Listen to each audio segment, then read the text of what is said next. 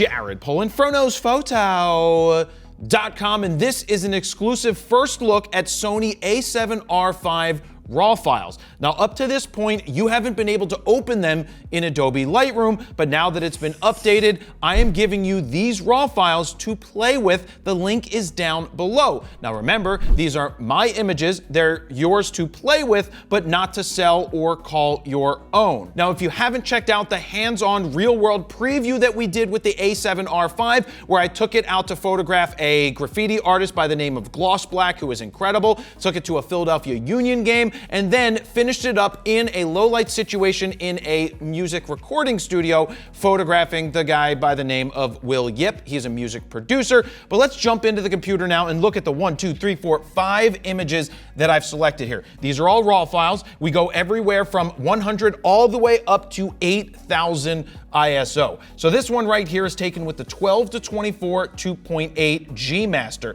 Get you a nice wide shot. You've got the dark ass shadow area. You've got the beautiful sun, and you can pixel peep this image to your heart's content. Now, when I took this image, this is what it looked like. Then when I banged on it with some Skittles, that's right, I banged it with some Skittles because outdoors stuff like this looks incredible. That's what it looks like with this edit. But you can edit it any way you want. Just go play with the file. Oh, by the way, I mean, it looks fantastic.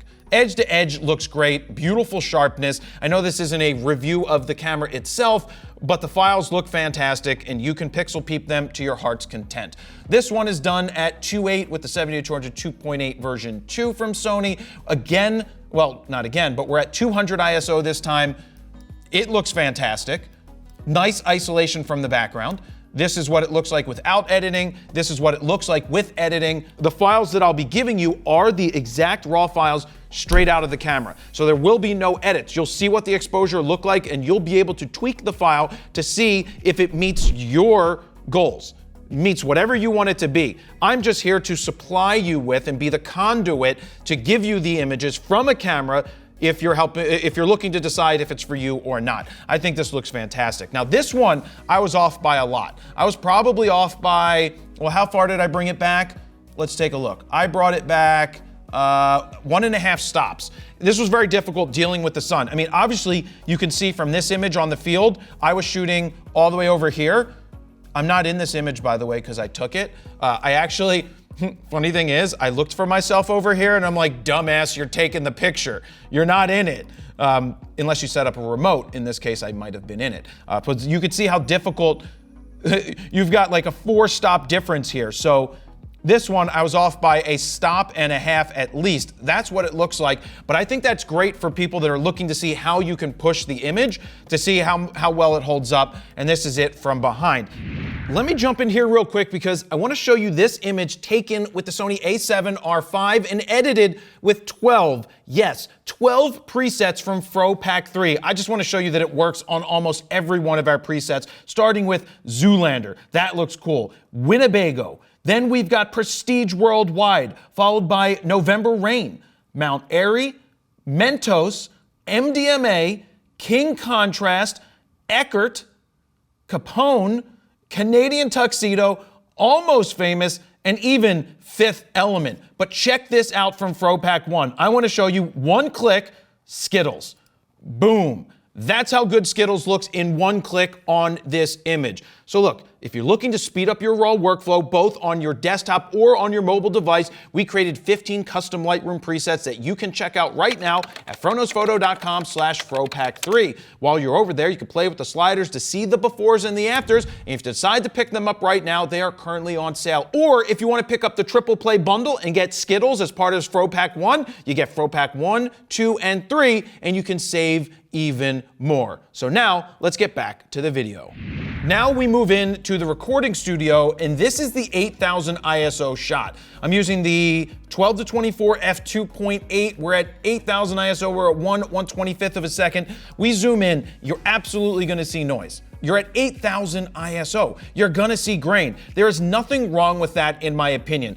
This at 8,000 ISO is fine. Yes, there's a ton of megapixels. You got 61 of them, and at higher ISOs, you're gonna start to see some imperfections. But 8,000 ISO, this looks perfectly fine to me. Would I like it to be a little cleaner? Sure, but the way that you get cleaner is this.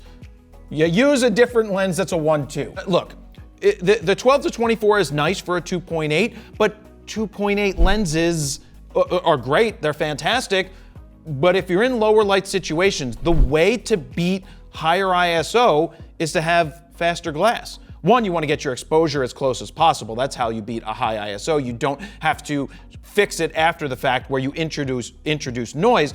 But in this case, with Will, breaking out that 50 1.2, being able to shoot at 1.2 allows me to drop that ISO. So what am I at? I'm at 1/200th of a second at 1.2 at 4,000. Let me see where my exposure was. I'm pretty damn close here. This is where it started in color. I like the black and white, but as we zoom in, you can see it's much cleaner at 4,000 ISO than 8,000. But honestly, the 8,000 isn't that bad. Because look, we're zooming in all the way 1:1. It's going to be perfectly fine. I'm not trying to defend it and say that 8,000 is amazing, but the way that you beat it is you get faster lenses. Faster, the 35 1.4, the 35 1.2 of the Sigma. That's how you get around having some of this noise. So we went from 100 ISO.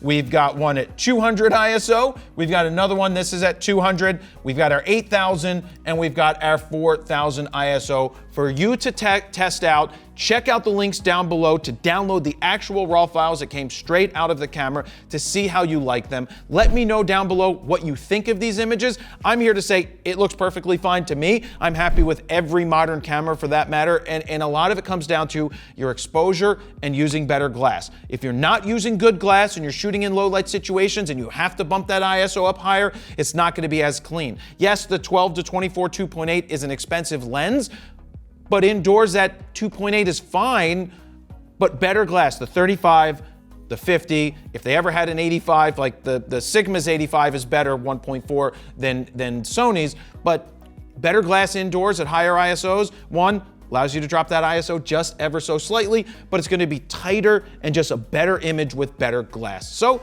that's where I'm gonna leave it, guys. Thank you very much for watching. Jared, Polin, FroKnowsPhoto.com. See ya.